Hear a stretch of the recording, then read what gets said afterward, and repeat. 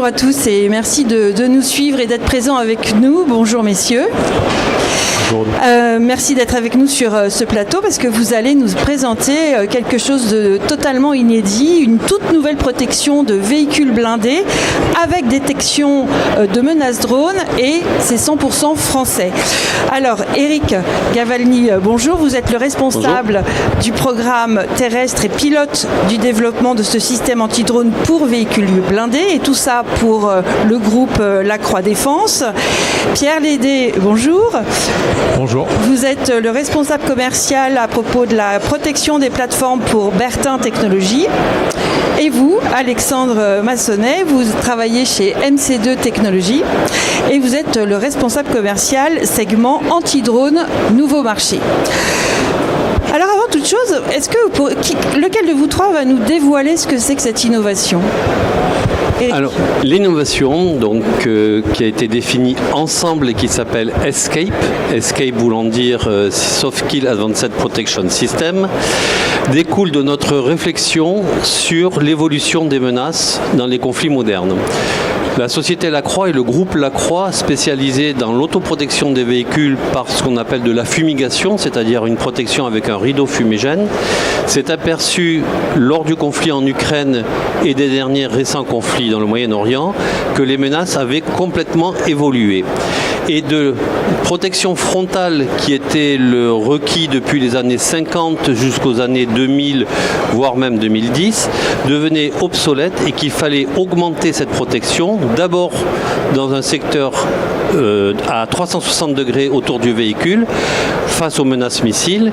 Et le conflit Ukraine, lui, a montré qu'il fallait ensuite augmenter ça d'une façon hémisphérique pour protéger aussi contre la menace venant du ciel. Comme une bulle. Le top attack et les drones. Et en fait, oui, il faut créer une bulle de protection autour du véhicule.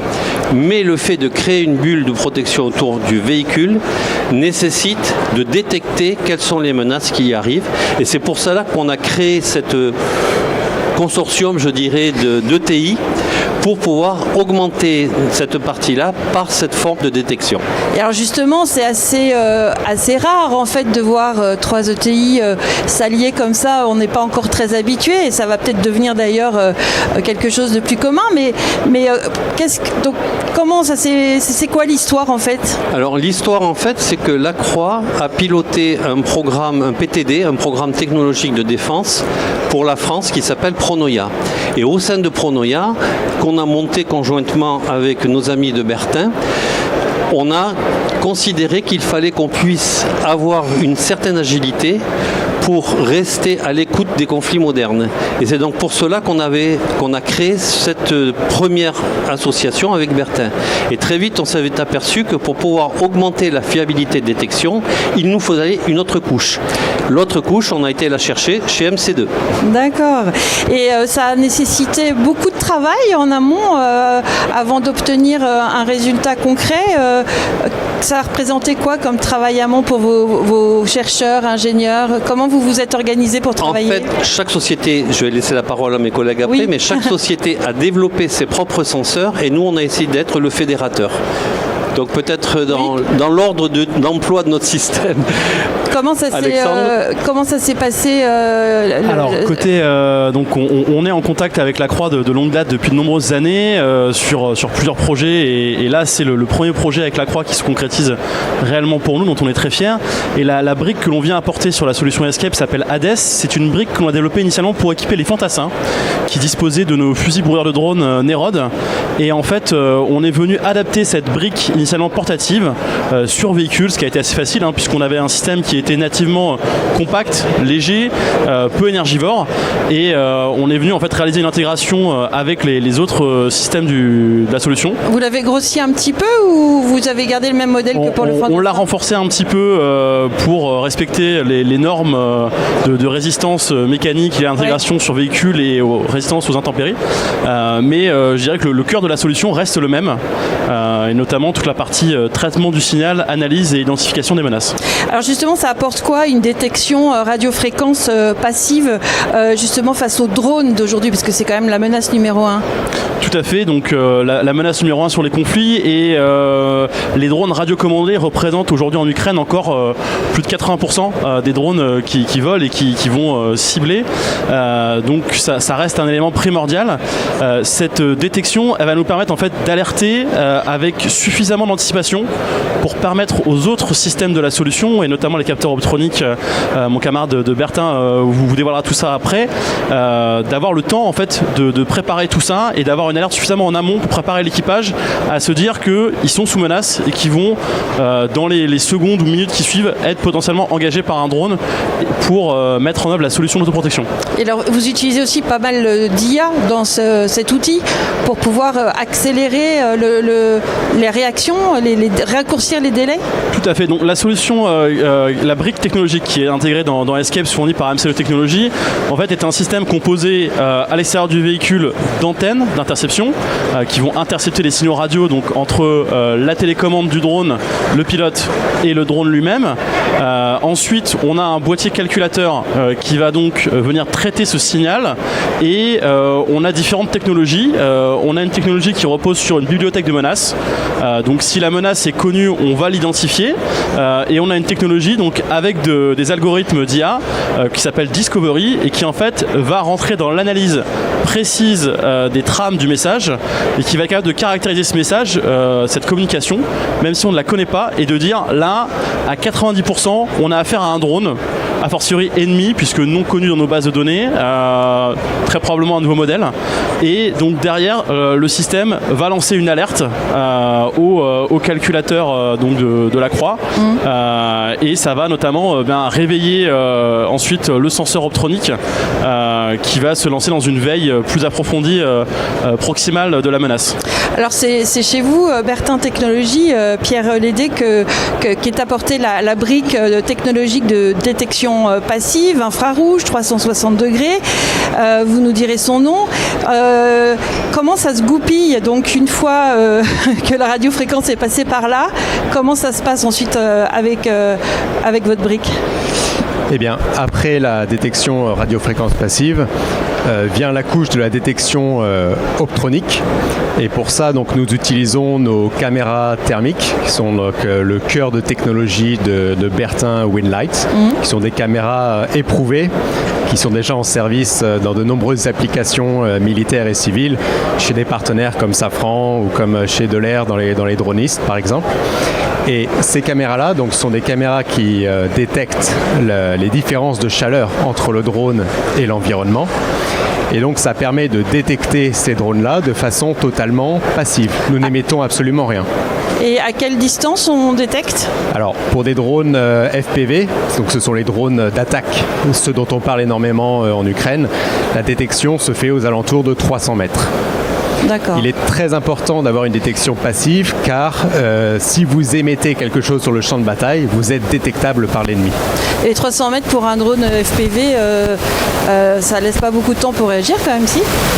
Alors rappelez-vous quand même que nous avons déjà fait une prédétection avec le système HADES, donc nous savons qu'une menace est dans les parages, et donc l'équipage est déjà, je dirais, préalerté. Et pour les drones filaires, du coup, j'imagine que ça fonctionne aussi? Alors c'est l'énorme avantage d'une détection optronique, c'est que ça marche à la fois sur des drones radiofréquences et des drones filaires, ce qui est la nouvelle menace aujourd'hui, comme on le voit notamment sur le front ukrainien. Oui, parce que ça permet en fait d'être plus discret. Absolument. Concernant Eric Galvani, l'ensemble de ces instruments mis ensemble, qu'est-ce que du coup ça permet? En combien de temps l'engin, l'équipage donne le top pour réagir? Est-ce que c'est automatique déjà, ou est-ce que c'est Ça n'est pas encore totalement automatique, on appelle plutôt semi-automatique. En fait, quand nos amis donc, de MC2 nous alertent, notre calculateur prépare ce qu'on appelle une solution de tir.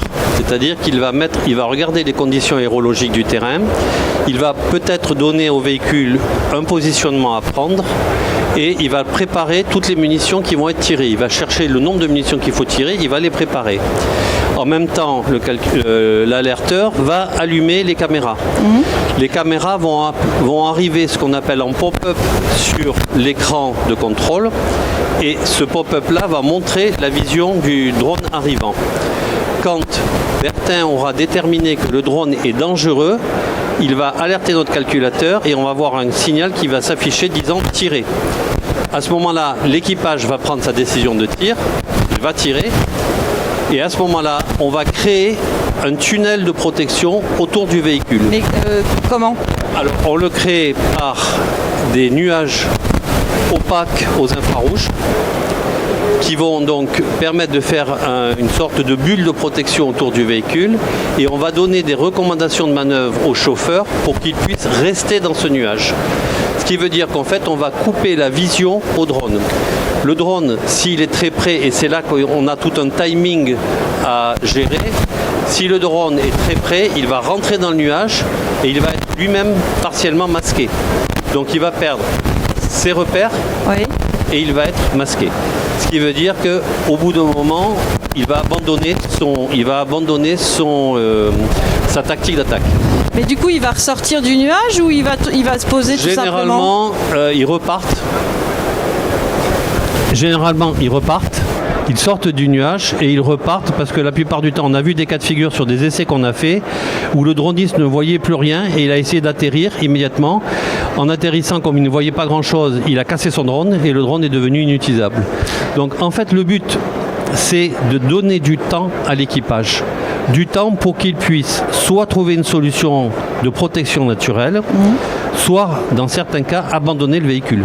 Mais alors cette fumée, elle est opaque, mais elle est de quelle couleur ?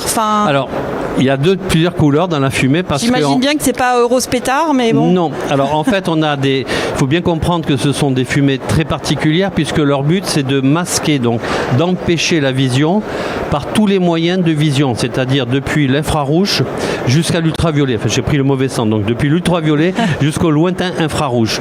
Et donc on a des particules particulières. Entre autres, sans révéler de grands secrets, on utilise 2 gros matériaux particuliers, le laiton et le carbone.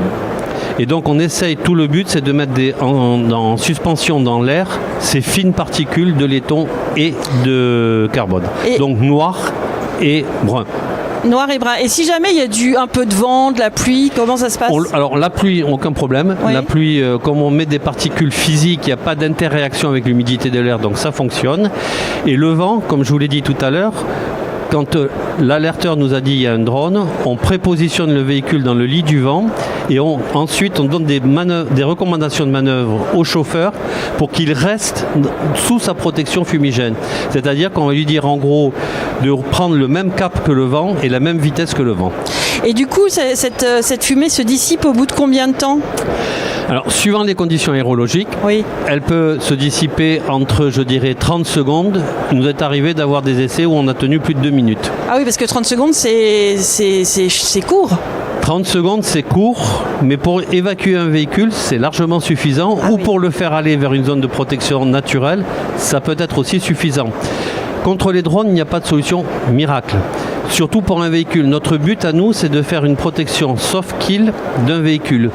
On ne va pas essayer d'agresser le drone, pas pour le moment du moins.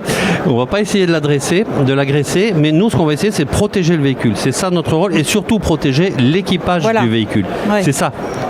Donc, il y a des armées qui nous ont dit, mais nous, 30 secondes, on évacue le véhicule, ils se mettent en position de protection, et ensuite, ils vont pouvoir riposter. On est en train de travailler, par exemple, sur la protection, tous ensemble, toujours, en train de travailler sur la protection du canon César, quand il est mis en œuvre par les servants. Et là, l'objectif, c'est détecter, déclencher avec les servants autour du canon.